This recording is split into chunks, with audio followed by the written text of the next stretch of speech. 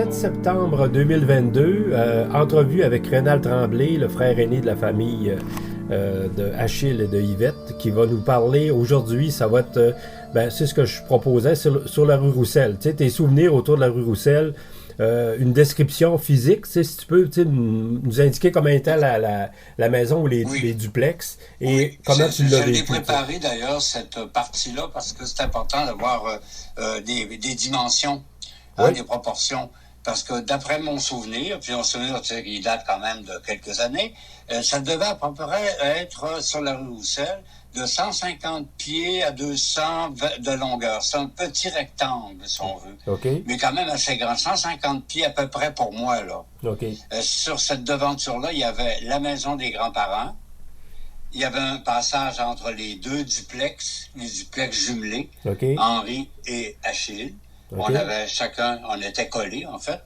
Et la rue en question, la rue Roussel, c'est en l'honneur de David Roussel, le curé de Sainte-Anne, qui était là au moment du grand feu de Sainte-Anne.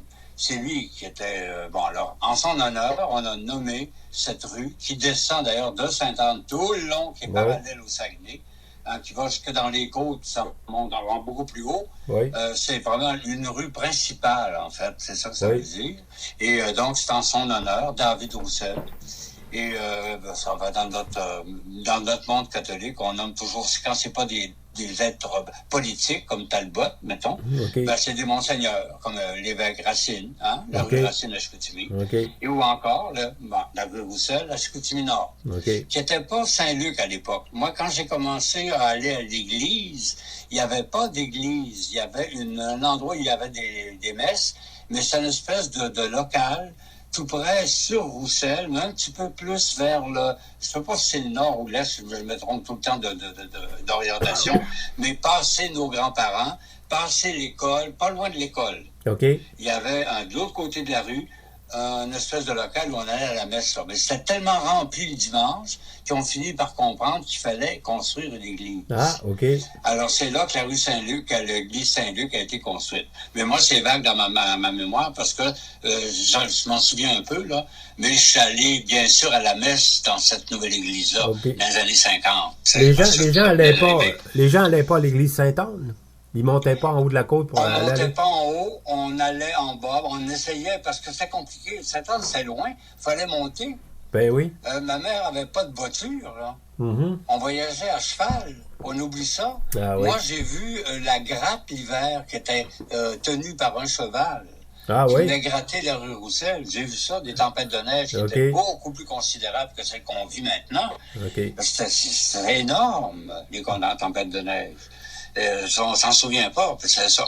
Il y avait le pont aussi, qui était toujours là, qui a été construit en 1930, je pense, ou 35. Il faudra vérifier auprès de Russel-Bouchard, dit Aurore, parce que le cher monsieur a écrit un livre magnifique sur le Chicoutimi-Nord. L'histoire du Chicoutimi-Nord, c'est sur 2 tomes.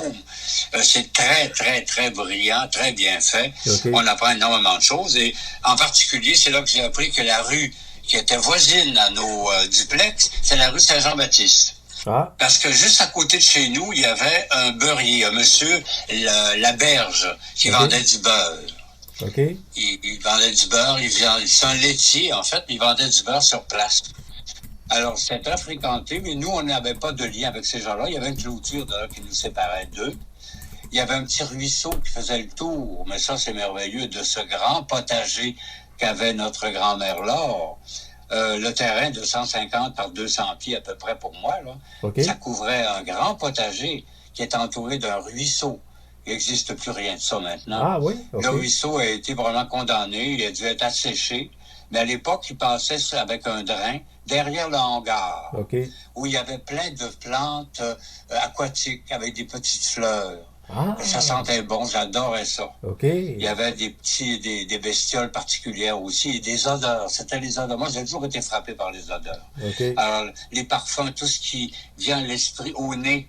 Et la première fleur que j'ai sentie, c'était grâce à Tante Annette, qui était ma marraine, nos voisins. On se fréquentait toujours, c'est évident. Avait planté des œillettes poètes. OK. Des œillets, mais il appelait ça des polypes. Ça pousse, c'est une plante qui vit à longueur d'année, il n'y a pas de problème, elle n'est pas saisonnière. Alors, elle avait planté ça, et c'est là la première fois que j'ai senti cette fleur-là. Là, j'ai compris que nos mères étaient des amoureuses des plantes. Oui, hein. Ça, c'est connu. Ça venait de la grand-mère Georgiana. Georgiana aimait les cosmos. C'était inondé de cosmos dans son parterre. Quand je suis allé, moi, quand j'avais 2 ans, je me souviens très bien des cosmos. Et c'est pour ça, c'est resté presque dans l'esprit de Laval, qui adore les cosmos, qui en plante encore dans sa maison. Ben, tu sais qu'on en a, nous autres aussi. On en a aussi. On adore ça. On a dans le. Oui, c'est beau parce que c'est une plante facile à cultiver, qui est toujours jolie, fleurie à l'année. Toutes les couleurs y sont. Donne toutes les couleurs. Alors, il est généreux, c'est une belle plante.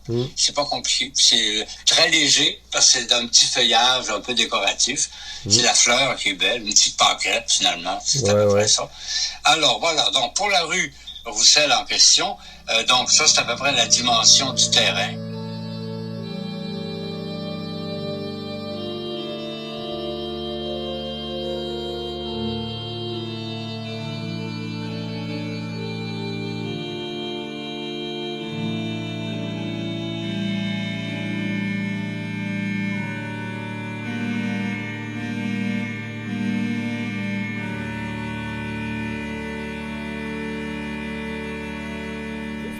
Pour être clair, là, tu dis, mettons, il y avait Achille, Yvette, il y avait Henri et Annette de chaque côté, et en haut, il y avait nos grands-parents qui étaient installés? Ou, non, c'est même pas des grands-parents. Il y avait une maison à côté des grands-parents. Ah, OK, c'est la maison à côté, OK.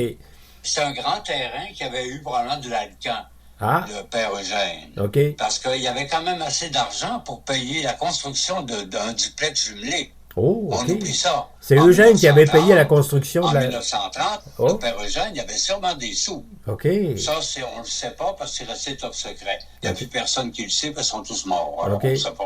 Mais on peut présumer, et c'est Nicole qui m'avait allumé là-dessus, elle me dit, elle dit, écoute, il devait avoir des sous. Ça coûtait cher, construire en 1930. Je comprends.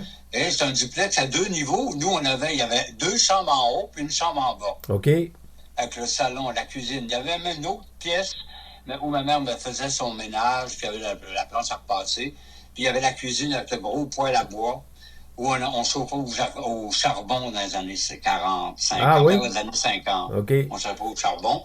Et là, il y a eu en 50 quelque chose, un tremblement de terre. Et je me souviens très bien que, je me souviens plus si c'est 52, 53, 54, je n'ai aucune idée, je perds la notion des dates. Mais le fer à repasser est tombé par terre. Ah oui, OK. Alors, tellement ça a tremblé dans la maison. OK. C'était sensible, hein? Oui. C'est resté, moi, dans ma mémoire. Et bien, évidemment, Yvette, c'est la panique. C'est avec Python panique, toujours le Python panique. Elle l'avait d'ailleurs à l'époque, c'était très bien. Mais c'est un aménagement, c'était de qualité, c'était petit bourgeois, enfin, disons, plutôt ouvrier, ouvrier de qualité. C'était pas fini quand on a aménagé, puisqu'on pouvait se promener dans les combes entre chez Annette puis Henri. Oui, c'est ça que... On venait chez nous. Oui. Moi, j'ai eu une panique à un moment donné, puis j'avais peur d'étouffer. Alors, j'avais retourné à un moment donné. J'ai eu une grande panique. J'ai eu vraiment peur depuis ce temps-là, je suis resté avec un traumatisme de l'étouffement. C'est vrai? J'ai toujours peur. Ah oui, c'est resté très, très, très fort dans mon métabolisme. J'ai toujours peur d'étouffer. Comme j'ai peur maintenant de tomber, ça va bien avec le vieillissement. Je suis encore tombé aujourd'hui. D'ailleurs, je me suis blessé, je me suis fait mal au genou. C'est vrai? Puis au coude. Bref, c'est toujours le même problème des petits vieux. C'est comme ça. Donc, on continue l'épisode de la fameuse rue Roussel, qui est, encore une fois, une rue qui est assez... c'est une rue principale. Majeure, dans le fond. Oui.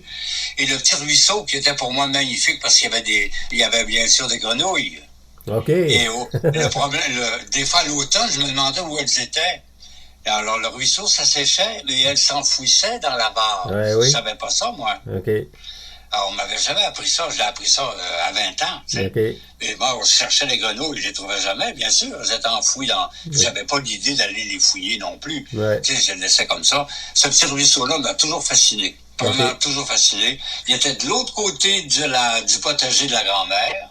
Donc, il fallait traverser le potager. Le grand-père Eugène, lui, il restait barré parce qu'il avait des problèmes de dos. Ah oui? Il faisait, il y avait des gros problèmes. Il restait barré là, puis il souffrait, le pauvre bonhomme. Okay. Il avait des gros problèmes de santé, le père Eugène. Okay. Il n'est pas mort d'un cancer des intestins pour rien. C'était extrêmement douloureux. Ah ouais? Okay. Sa femme, Laure, a été extraordinaire de générosité puis d'attention. Ça, il faut le dire, parce que c'est ce qui est arrivé. Il était très, très malade. Et il vomissait tout le temps, puis il chiait dans ses culottes constamment, puis elle le nettoyait constamment. Elle l'avait tout le temps. Tu vois, c'est dans l'esprit de cette époque-là, comment les soins intimes étaient très, très importants. C'est resté toujours. C'est encore comme ça, heureusement. Il y en a qui se lavent pas, mais il y en a qui se lavent. Ouais. Mais dis-moi, Eugène, là, il a gagné sa vie comment, hein, en dernier? Là, il travaillait pour Alcan? Quand il a été déménagé de Saint-Cyriaque, il a hérité, à cause du déménagement, d'une terre à Chicoutimi-Nord. Ah, OK. D'après ce que j'ai pu comprendre. Okay. Il faudrait vérifier auprès de notre cousin Jacques, qui connaît tous les cadastres. Okay. Et vérifier auprès de Russell Bouchard, qui sait tout. Parce que Russell, pour ça, il est extraordinaire. Il faut vraiment lire son histoire du Chicoutimi-Nord. C'est un bijou. Bijou d'intelligence. Vraiment. Même si c'est appelé Aurore, c'est une folie stupide, là, ça reste un extraordinaire historien. Oui, hein. Il faut le dire. Il faut le souligner. Et puis, il a remarqué son travail. Il faut quand même dire les choses comme elles sont. Et moi, j'ai appris beaucoup avec lui en lisant. Il écrit bien, en plus, avec beaucoup d'intelligence. C'est très bien écrit. Alors, il y a ça. Pour des compléments d'informations sur les cadastres, pour voir les vraies dimensions du terrain du grand-père. D'après moi, c'est ça il a hérité de ça. Donc, avec probablement un pécule aussi de l'argent. Qui lui a permis de payer la bâtisse, les deux constructions. Il y avait la sienne, eux autres aussi. Il y avait un espèce de chemin qui nous séparait. Et la grand-mère, elle avait une fenêtre, là, en bas, au rez-de-chaussée. C'est sur 2 étages, ça, ces maisons-là. Ah oui, nous aussi, on était sur 2 niveaux. Il y avait des chambres en haut, puis il y avait une chambre en bas. Moi, je dormais en bas. Mais en haut, il y avait le grand-père. Puis quand le grand-père est parti, ou du moins, il y a eu on le sait, des chicanes, des affaires problèmes, Madeleine a pris la place.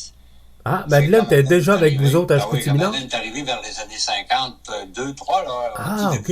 Elle avait 11 ans à peu près. Moi, j'en avais 8, 9. Tu sais, puis là, on commençait à se connaître. Je la connaissais pas, moi. Tu la connaissais pas du tout quand tu es arrivé? Du tout. Ouais. Alors, c'est une découverte absolue. C'est extraordinaire. Ben oui, je comprends. Fait que là, on s'est parlé. Ça a été une découverte. Puis en même temps, une grande amie. Elle est devenue une amie. Oui, hein. Tu sais, avec le temps. Même si elle était un peu schizophrène, elle était schizo. Oui, ça, c'est sûr. Mais moi, je prenais ça pour de la poésie. Ah oui, OK. Je la trouvais poétique, tu sais. Alors, parce qu'elle avait une belle voix.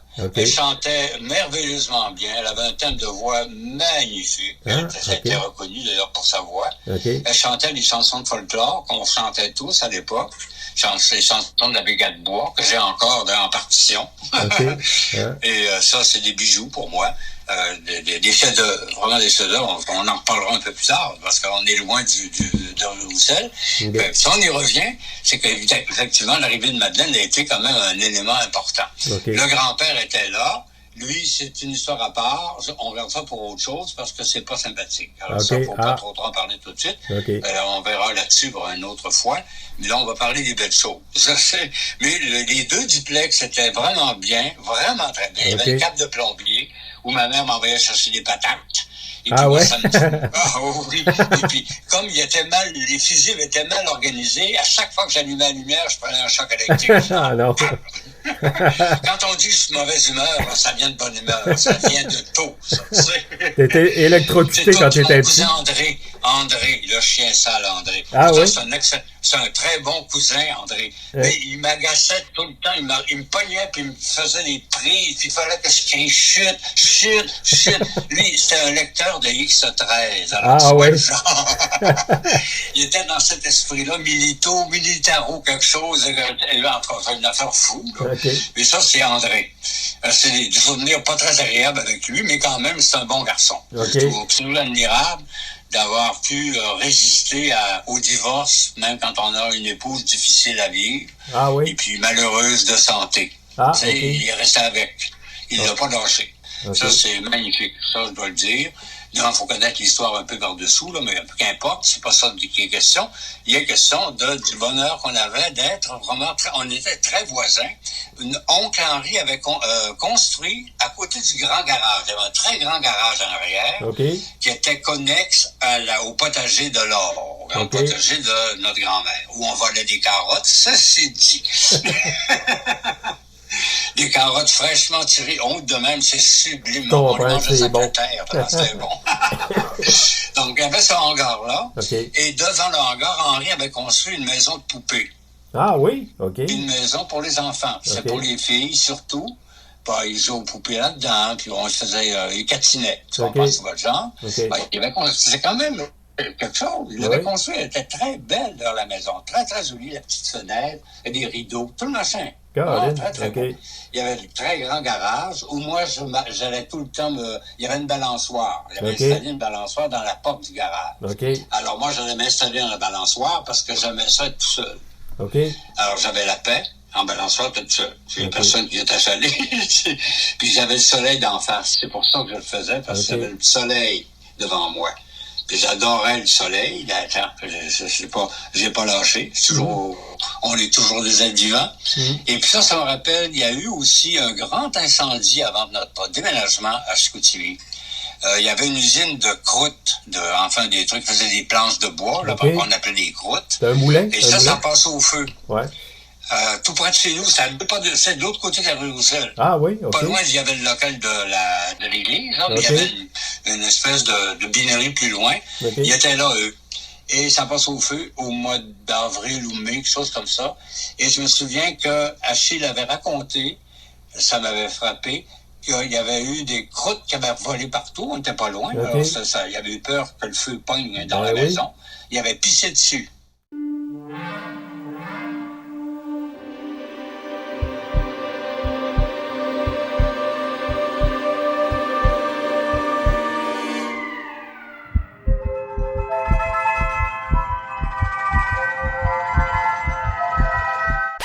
Ah ouais?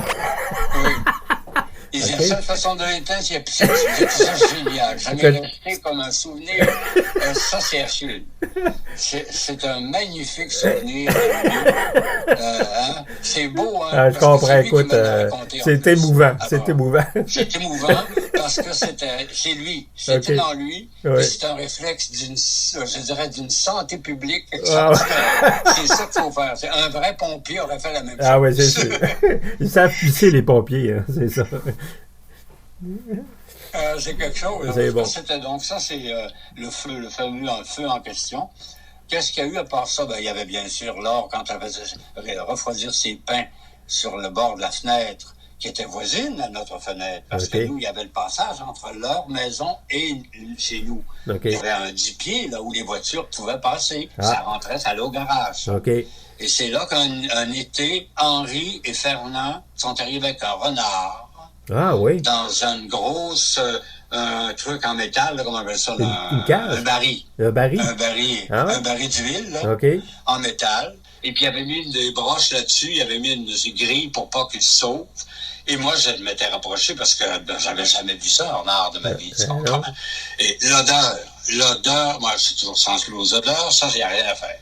Alors, ça pue le yaourt. Il était tellement stressé, la pauvre petite bête. Il mettait des muscles de bouc épouvantables. Il tourne en rond. C'était épouvantable. Je sais pas ce qu'ils en ont fait, mais moi, j'ai pas voulu voir la suite. Je suis parti. Il l'avait attrapé parce qu'il rôdait autour puis il bouffait des trucs ou... Je sais pas où est-ce qu'il l'avait pêché. Probablement qu'il l'avait pogné parce qu'il était dans le jardin. C'est peut-être pour ça, c'est parce que le jardin était très grand.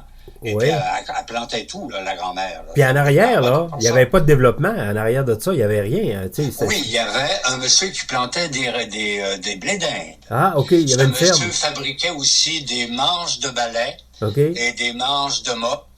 Il était comme une espèce de meunier en même temps. Il y avait ça, tu sais, à l'époque, hein, il faisait ce qu'il pouvait. Comme en face de chez nous, il y avait un garagiste gaspésien, c'est Antrita qui le recite d'ailleurs dans son livre, dans son 20 pages, hein, qui est extraordinaire d'information.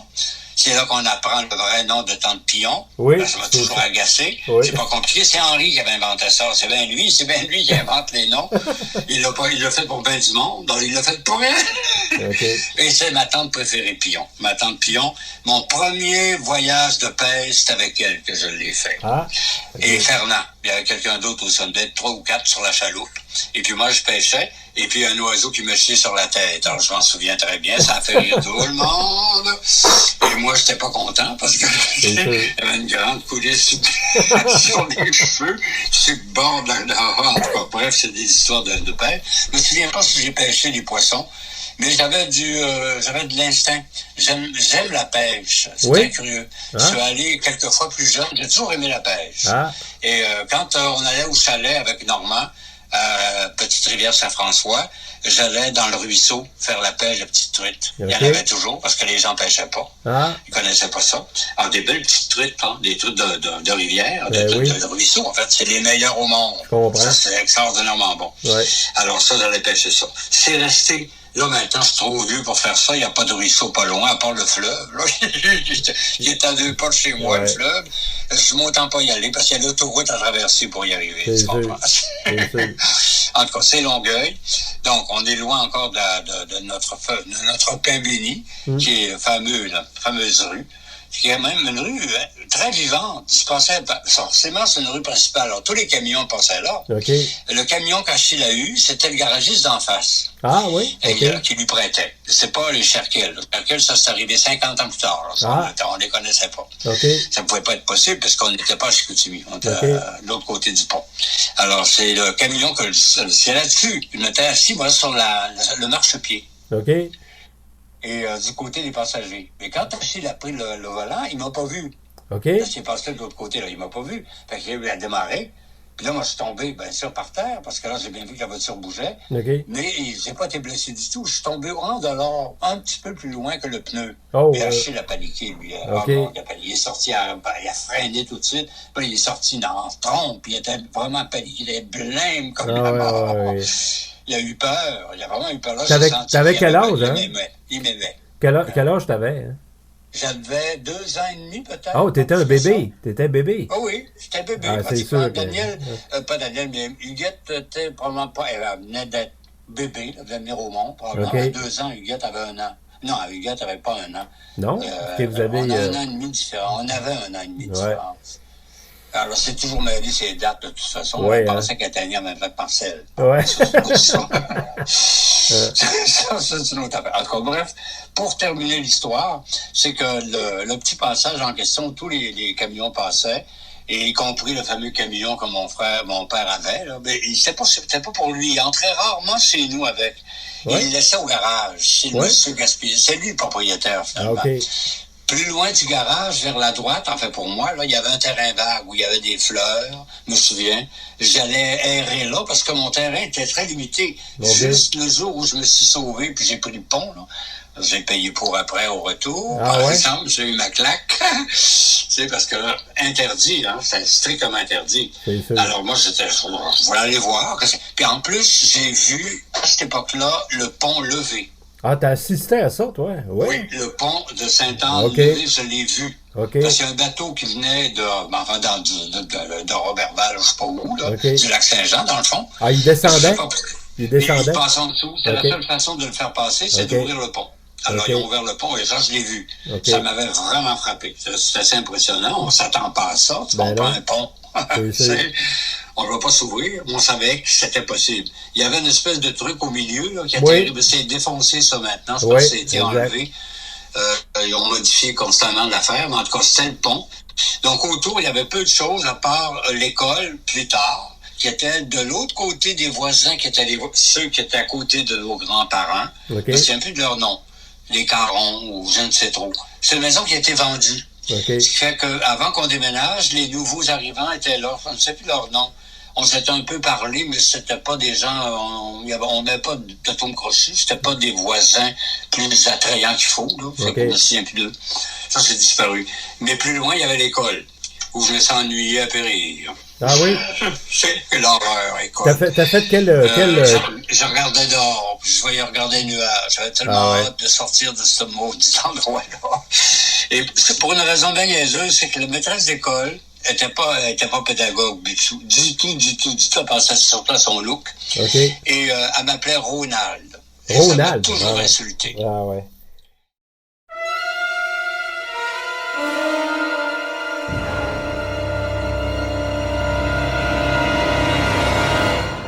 J'avais dit, c'est pas Ro, c'est Re. Ouais. Mon père m'a appelé Ronald, pas Ro. C'est écrit sur mon baptistère. Ouais. Elle n'a jamais voulu accepter ça. Ah ouais. C'est Ronald parce qu'elle pensait à Ronald Reagan. Okay. C'était lui qui était le nom. Mon nom, là, ça vient de Ronald Reagan. C'est ça que ouais. Ça veut dire. Ah ouais. Mais Achille n'a pas voulu me nommer à l'anglaise. OK. Il m'a nommé à la française. Okay. C'est ça qui est différent. Les gens ne comprennent pas, c'est Ronald. Okay. C'est pas R-E-Y, là. J'en ai un Y à la fin de mon nom de famille, là, ça va faire. Ouais. Mais c'est R-E. C'est Achille qui l'a voulu. Okay. Il voulait que ce soit français. C'est pas compliqué, c'est notre fibre. On a oublié cet aspect-là, mais il était très nationaliste. Oui, ah oui, Achille, oui. Profondément nationaliste. Tu sais. Pas pour rien qu'il a quitté le Parti libéral, il est parti en même temps que l'évêque. Oui, c'est ça. Pour les mêmes raisons. Oui, tu sais. Exact. Alors, c'est la même histoire. Ça, quand on se parlait politiquement avec Achille, on ne s'est jamais chicané. Au contraire, on était parfaitement d'accord sur tout. Tout le temps. C'est pas un problème. Ça, c'était merveilleux. Donc, on n'a jamais de chicane. Yvette aussi, d'ailleurs, mais elle était moins parlante. On parlait pas. Elle regardait ça pour elle. Une vraie femme. Mais dis-moi, Ronald, dis-moi, à quel âge vous avez quitté Chicoutimi-Nord pour vous installer quand vous êtes... Moi, j'avais 11 ans, je pense. 154. Je devrais avoir 11 ans. OK. Parce que j'ai fini ma 5e année à l'école Saint-André, à Chicoutimi. Ah, OK. Et j'ai fini là, donc je suis arrivé pour le mois de mars, parce que pour finir l'année, il fallait que j'arrive au milieu du printemps, à peu près. On a dû déménager autour du mois de mars. Okay. C'était fréquent à l'époque, au printemps. Tu sais, là, parce que là, on avait la maison qui était prête, et puis la construction était terminée. On est arrivé, c'est prêt à habiter. C'est ce qu'on a fait. Okay. Et je pense que c'est 54. Mais là, encore là, il fallait vérifier, mais il me semble que c'est ça. Parce que c'est l'école après qui m'avait absorbé, là, l'école Saint-André. Okay. Et après ça, je passais à l'école Saint-Joseph, après. OK. Parce que là, je passais dans une autre, un peu plus vieux. Okay. C'est comme une école secondaire. Ouais, c'était l'équivalent. C'est pas ça, mais ça ressemblait à ça. Et après, chez les frères, à l'école, l'Académie commerciale. Okay. C'est tout beaucoup plus loin. On viendra là-dessus dans les siècles à venir. OK. Mais dis-moi, tu sais, sur la rue Roussel, là, tu sais, les visites de la parenté qui venaient, est-ce que tu te rappelles des... C'était surtout les voisines. Il y avait une voisine de l'autre côté de la rue où il y avait, je me souviens, des armoires peintes en bourgogne et blanc. Ouais. Ça faisait bien triper. Bourgogne et gris. Okay. Ça faisait bien triper Yvette. Elle trouvait ça bien beau. OK. Les armoires bourgogne et gris. Ah ouais? C'est assez spécial, oui. Ouais. C'est pas forcément très laid, ni très beau non plus, mais en tout cas, elle trouve ça bien beau. Il y avait ça chez la voisine. Et je me suis fait un peu achaler par ces gens-là. Okay. C'était madame, hein. Et j'étais probablement un beau petit bébé. Je sais pas pourquoi ils m'ont bécoté. Ça m'a tapé ses nerfs. Ça m'est resté sur la conscience toute ma vie. L'invasion féminine. Ah, OK, oui. Je suis pas gay à cause de ça. Ouais. Mais mon Dieu que ça n'a pas aidé. C'est du harcèlement. C'était du harcèlement quasiment, c'est ça. Du harcèlement. Ouais. C'est du harcèlement. Parce qu'il me trouvait cute, j'imagine. Ça devait être ça. C'était ça. Il me bécotait tout le temps. Foutez-moi la paix. C'est pour ça que j'ai appris, c'est ça Jacques Morin quand on s'est vu la dernière fois pour la fête de la vie, j'ai dit, j'ai jamais aimé qu'on me touche. Ah non? J'aime pas qu'on me touche. Okay. Ça vient de là. Ah oui. Ça vient de ce traumatisme-là, c'est pas compliqué. Ouais. Alors ça m'agace. Nado, elle a osé l'autre jour la fête de famille, mais je lui ai fait sentir que non, pas trop. Là. Okay. Pas trop. C'est bien gentil, là, mais c'est pas ton amant, là. Ouais. Je ne serai jamais, de toute façon. Elle est insistante un peu, la Mado. Elle est en manque, ça paraît. Oui. Ça, c'est autre chose. Mais dis-moi, est-ce qu'il y a des gens de la famille Godreau? Donc, le potager qui était vraiment, il y avait des petits blés d'Inde, il y avait des carottes, bien sûr, le chou, le navet, il y avait tout ce qu'on peut imaginer un potager. Les haricots, beaucoup d'haricots, les blancs, les verts. Il y avait aussi des gourganes, beaucoup de gourganes. OK. Parce qu'elle faisait la soupe. D'ailleurs, en passant, j'aimerais en manger parce qu'il n'y a pas moyen d'en trouver à Longueuil. Il essaie de trouver une soupe aux gourganes dans le Vieux-Longueuil. Autant chercher une puce dans un lingot d'or. Mais il n'y a pas de gourganes dans les épiceries? Ils ne vendent pas de gourganes? Il y en vend, mais c'est pas la recette. Alors, il faudrait que tu fasses la recette. Ben, Jacinthe en en fait. On pourrait t'envoyer la recette. C'est une recette d'une amie. Je pourrais regarder dans mon... enfin, j'ai des livres de recettes. C'est Jeanne Benoît. OK. Elle va avoir une recette là-dedans. Jeanne Benoît a fait des recettes. Sauf que le problème, pour moi, faire des recettes, ça me coûte beaucoup plus cher. J'ai rien. Ah, OK. Il faut que tu achètes tout. C'est ça. Il faut que j'achète tout. Les fèves, les haricots, pas les haricots, mais les épices qui vont avec. Bon, les épices à soupe. Et puis tout le reste, je pense qu'il faut aussi de l'orge. Je me souviens pourquoi que on met là-dedans. Donc, qu'importe, on verra. Mais c'est en passant. Mais juste pour revenir à... Comme je te dis, au bout du potager, moi, c'est ce que j'aimais, c'est le ruisseau. Oui, c'est pour ça que je m'arrangeais pour longer le hangar, pour pas qu'elle me voie trop, là, pour pas pénétrer dans le potager, pour m'arranger, pour arriver au ruisseau, sans être trop vu. Je passais par les blés d'Inde, qui étaient déjà assez hauts, alors je m'enseignais à personne. Elle ne voyait pas. C'est vraiment de la belle époque. C'est une très belle époque, je dois dire. C'est plein d'autres souvenirs aussi. Physiquement, à part avec les cousins, quand on allait dans la montagne en haut, parce qu'avec Denis et Nicole, nous, on échappait, on passait plus haut, on passait par la rue Saint-Jean-Baptiste, puis on montait dans les côtes en haut. Alors, on voyait Chicoutimi avec la roue, parce qu'il y avait le cirque, ou Hamilton, comment ça s'appelait? En tout cas, bref, il y avait un cirque à Chicoutimi, mais on n'avait pas le droit d'y aller. Fait qu'on allait voir ça en haut, puis on voyait la grande roue qui tournait, mais nous, on ne pouvait pas le droit d'y aller parce que nos parents ne voulaient pas y aller. Et pour une raison aussi financière, c'est que quand on va dans des cirques comme ça, tout coûte cher. Et puis, bon, c'est pas tellement... t'achètes de la barbe à papa, t'achètes à l'autre affaire, t'achètes ci, t'achètes ça, tu tires un machin, ça te coûte 25 cents, 50 cents, une pièce, voilà. Ils voulaient pas... Ils n'avaient pas l'argent pour dépenser. S'ils n'étaient pas riches, de toute manière, ils comptaient leurs sous. Yvette a fait beaucoup pour réussir à faire vivre notre famille sans trop de problèmes. Même s'il y a eu des périodes de vache maigre, on s'en est bien tiré, malgré tout. Tu sais. Même s'il y a eu des moments... Mais pendant les 11 ans, la rue Roussel, non, c'était un peu l'abondance. Parce qu'on s'échangeait entre la famille d'Henri puis la nôtre. Tu sais, on échangeait des trucs, j'imagine de l'épicerie aussi. Mais je sais qu'il y a eu des problèmes financiers à un moment donné entre Henri et Achille. C'est ma cousine Nicole qui m'a vaguement raconté ça, mais j'ai pas approfondi. Mais je vais poser des questions. De savoir elle m'a dit, ton père a trompé mon père. Ah oui, OK. Alors, je ne sais pas dans quelle mesure et sur quel sujet. Mais il a dû y avoir quelque chose entre les deux frères. Parce qu'effectivement, quand on est parti à Chicoutimi, on n'a pas vu beaucoup de rapports. Jamais. Écoute, on les connaît pas. Non, tu les connaissais pas, pratiquement pas, tu vois. Alors, il y a eu une période où on était comme asséchés, carrément. Tu sais.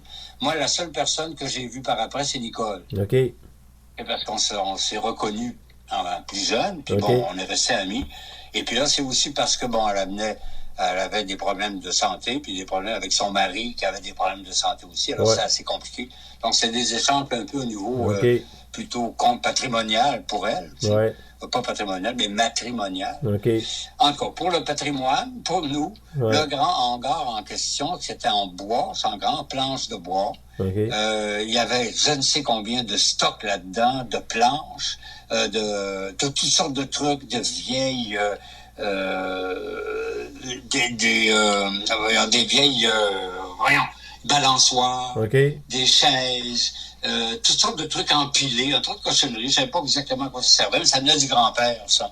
Ça venait de Saint-Cyriaque. OK, ils avaient ramassé ce qui restait de la maison à Saint-Cyriaque. Oui, parce qu'ils ont quitté la maison, ils ont été inondés à la fin qu'ils s'en aillent. Ils ont démonté la maison, ils l'ont toute démantelé probablement, la maison. Oui, puis ils ont ramassé l'intérieur, tout ce qu'il y avait comme bien.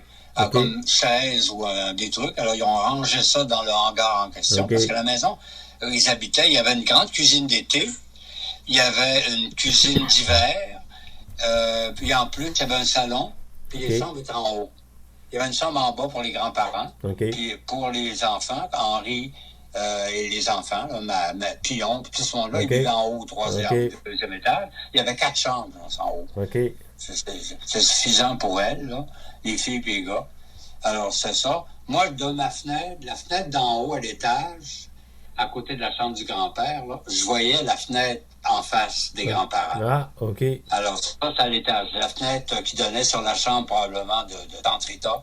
Ou d'Henri. C'était Tante Rita surtout. Jean-Marie était de l'autre côté. C'est surtout Tante Rita.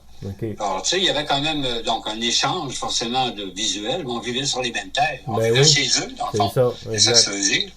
Et c'est toujours la grande question. Il devait sûrement avoir des sous pour se permettre une construction de cette qualité, parce que c'est quand même très bien construit. C'est en bois, c'est sûr, là. Mais à l'époque. Mais sais-tu si le propriétaire, les propriétaires, c'était... Oups, ça a coupé.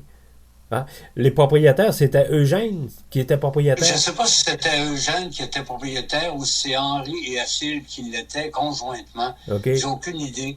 Ça, c'est des détails que Jacques pourrait nous donner parce qu'il connaît probablement les cadastres ou encore aller voir Russell Bouchard pour avoir les détails. Quoique lui, il n'y aurait pas tous les détails nécessairement parce que c'est dans le domaine privé. C'est des baux privés. Mais je ne sais pas après à qui ça a été vendu. Ça aussi, c'est une autre question. Parce que maintenant, c'est une espèce de truc d'accessoire. C'est une espèce de dollarama. Là. Ça ressemble à ça, d'ailleurs. En face de la SAQ, je pense. C'est le 178. Ça se peut-tu? 178 Roussel? C'est tout ça? C'est ce que j'avais, moi, comme information. Tapé, je vais le taper. 178, c'est il me semble que c'est 178 de l'adresse. 178? Oui, 178 Roussel. Mais, tu sais, ça a changé parce que les numéros ont changé. Oui, c'est vrai, parce que les propriétés, pas les propriétés, mais les municipalités ont modifié leur jonction. Ben, tu sais, quand ils ont commencé à rallonger, dans le fond, les rues, puis tout ça, ils ont tous redonné des numéros différents. T'sais. Alors, il faudrait voir où c'est rendu. Les nouveaux numéros. Probablement qu'en face, c'était dans le terrain vague en question. C'est là où la régie se trouve actuellement. C'est dans le terrain, dans mon terrain de souvenir, là, où il y avait des belles fleurs, là, je me souviens, à l'automne. Comme je même ramassé tout seul, c'est pas compliqué, je me sauvais pratiquement, tu sais. Comme André me tapait ses nerfs, je m'arrangeais pour pas le rencontrer. Parce que c'était des terrains vagues jusqu'au Saguenay, c'est ça? Il y avait pas de route, bien sûr, il y avait rien. On pouvait y avoir une promenade, enfin des rochers ou une plage, mais on n'avait pas le droit d'aller là. Ma mère voulait pas. Il devait pas y avoir un chemin aussi qui passait le long du Saguenay. Mais, tu sais, on n'avait pas le droit d'aller plus loin. Fait que je sais pas. J'ai aucune idée. Les gens d'avoir osé prendre le pont. Je comprends. Toi, tu étais traversé de l'autre côté? Non, j'ai pas traversé. Non? J'ai fait une centaine de pieds. Puis là, j'ai eu la chienne parce que de l'un ou de l'autre, je voulais pas. Je savais que ça allait faire tout un tabac. Ça veut dire que ma mère allait pas être contente. Puis j'avais peur d'avoir une volée. Si je vais revenir, au moins, ça va être moins pire. Heureusement.